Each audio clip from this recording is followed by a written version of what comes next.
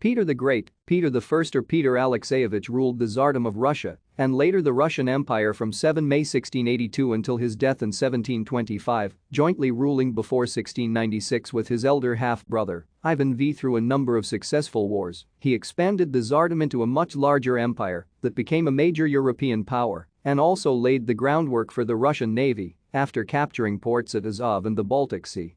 He led a cultural revolution that replaced some of the traditionalist and medieval social and political systems with ones that were modern, scientific, westernized and based on the Enlightenment. Peter's reforms had a lasting impact on Russia, and many institutions of the Russian government trace their origins to his reign.